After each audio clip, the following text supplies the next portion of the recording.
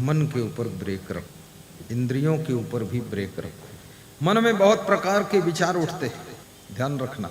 कभी काम वासना तूफान की तरह अंदर उमड़ती है, यदि ब्रेक नहीं है ये काम वासना तुमको कहां कहां ले जाकर गिरा सकती है। याद रखना, सुपर्णखा के मन में जब काम वासना का तूफान उठता है तो लंका से समुद्र पार करके इंडिया आकर के भगवान श्री राम के पास में अपना प्रस्ताव रखती है कि हमारी तुम्हारी जोड़ी अच्छी लगेगी। और ये काम वासना मनुष्य को अंधा कर देती है, दिखता नहीं है भगवान है कि गुरु है, कौन है।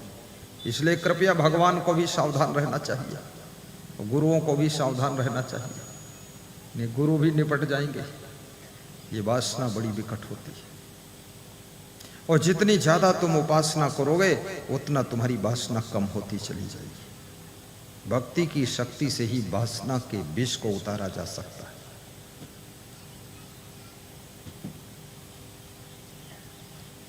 कभी कभी मनुष्य के मन में क्रोध बहुत जोर से उठता है। कभी कभी तुम्हारे मन में तुम्हारी पत्नी के ऊपर तुमको क्रोध आता है कि आज इसको कूटूंगा जरूर। ये पत्नी कोई धान है जो कूटोगे? देखिए, कुछ स्थान ऐसे हैं जहां गलतियां तो होती हैं लेकिन क्षमा बहुत करना पड़ता है। पारिवारिक जीवन में क्षमा का बड़ा महत्व है। आपके पति से भी गलती हो सकती है, उसको भी क्षमा करके ही निभाना चाहिए।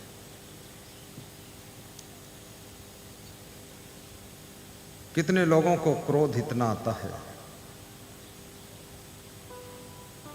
कि दांत पीसते रहते हैं। कितने लोग क्रोध में,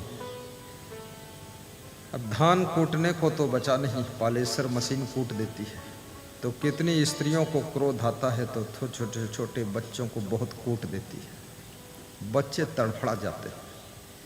कई महिलाओं को देखा कि बच्चों को बुरी तरह से मारती है, ऐसा लगता है कोई जन्म की दुश्मनी निकाल रही। बच्चा छोटा है, अज्ञान है, ज्ञान नहीं है। बच्चे को बहुत लाड़ प्यार से ही रखना चाहिए। चाणक्य ने कहा है, लाड़यत 5 वर्षाणि, 5 वर्ष तक बालक को लाड़ प्यार से रखिए।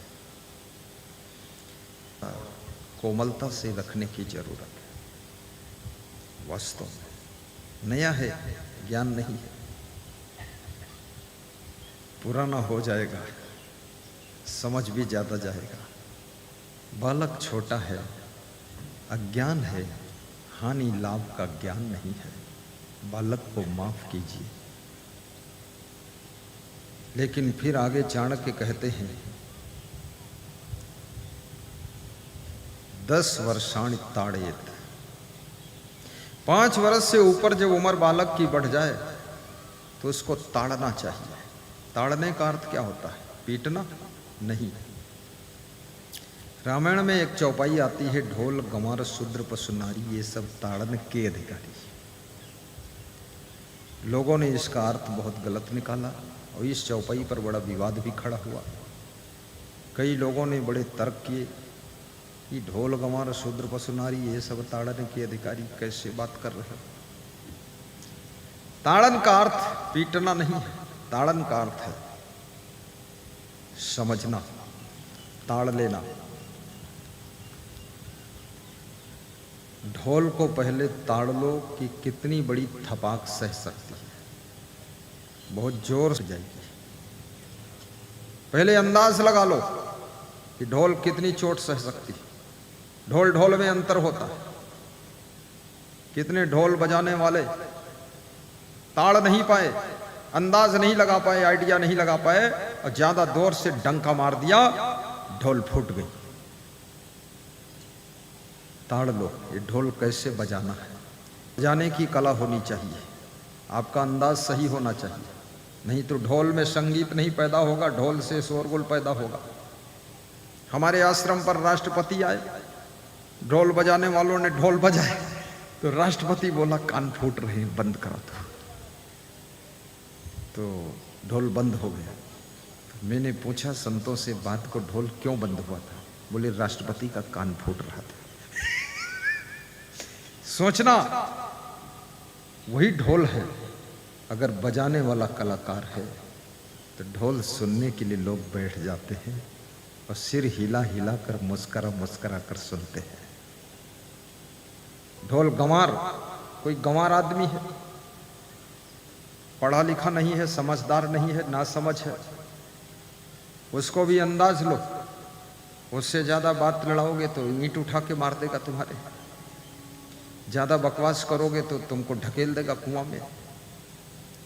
ताड़ लो ये आदमी कैसा है, कितना समझदार है, उसके मुंह मत लगो। शूद्र पशु नारी, जो शूद्र, शूद्र उसे कहते हैं जो सेवा करता है, काम करता है। काम करने वाले लोगों को भी ताड़ लो, अंदाज लगा लो कितना कर सकता है, अब थक गया होगा, इसको थोड़ा आराम दिया जाए। ऐसा थोड़े शूद्रों को डंडा लेकर पीटो। यहां पर ज्यादातर शूद्र ही बैठे हुए। और शूद्र कौन होता है? शूद्र शब्द तो अपभ्रंश हो गया। शूद्र उसे कहते हैं, ये शूद्र शब्द जानते हो, कहते कहते बोलने में गलत हो गया। शूद्र नहीं है ये, शुद्ध। जो लोग शुद्ध हैं उनको बोलते बोलते शूद्र कहा गया है। बहुत शुद्ध है।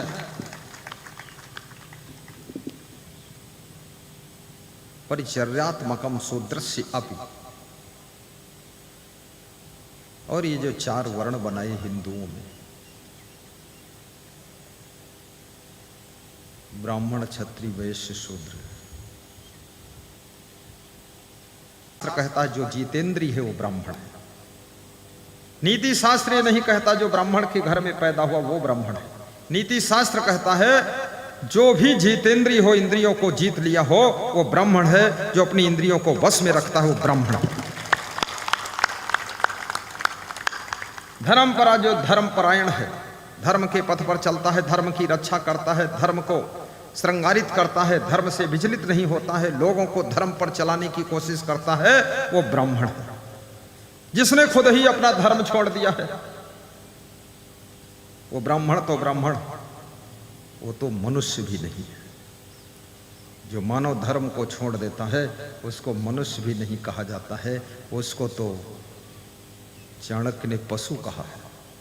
चाणक्य ने कहा है, येषाम न विद्या न तपो न दानम न चापशीलम गुणो न धर्मा ते मृत्युलोके भूय भार भूता मनुष्य रूपेण मृगाश्चरन्ति आहार निद्रा भय मैथुनानि सामानि चैमानि नृणाम पशूनाम ज्ञानम नराणाम अधिको विशेषो ज्ञान नहीं न पशु भी समाना। जो ज्ञान से हीन है वो पशु के समान है। जब चाणक्य ने मनुष्य को पशु के समान कहा तो पशुओं ने आंदोलन कर दिया, ये मनुष्य को पशु के समान मत कहना, ये मेरे समान कैसे हो सकता है, ये मेरे बराबर बैठने योग्य नहीं। हम सब पशु हैं लेकिन कभी दारू नहीं पीते, ये नालायक बहुत दारू पीता है, इसको मेरे समान क्यों कहते? हम कभी भांग नहीं खाते, भांग खाता है, बीड़ी पीता है, बुराई करता है, निंदा प्रपंच करता है, हम तो जिंदगी भर मौन रहते हैं और ये इतना बलबल मचाता है, हल्ला मचाता है, जहाँ बात बात में झगड़ा करता है। हम 1000 पशु एक साथ मिलजुल कर रह लेते हैं, लेकिन ये 2 पति पत्नी भी लड़ते झगड़ते रहते हैं, इनको मेरी लाइन में नहीं बैठने दूंगे। पशुओं ने विद्रोह कर दिया, कौन बैठने देगा इसको, ये नालायक इंसान। ये धर्मपरायण, जितेंद्रिया धर्मपरा, स्वाध्याय निरता शुचि। और जो स्वाध्याय में लीन रहता है, स्वाध्याय करता है, स्वाध्याय सो माने स्वयं, स्वयं का अध्ययन करता है, आत्मचिंतन करता है, आत्म कल्याण के लिए ध्यान में भी बैठता है, जो स्वाध्याय में डूबा हुआ है। प्रवचन सुनना भी स्वाध्याय है।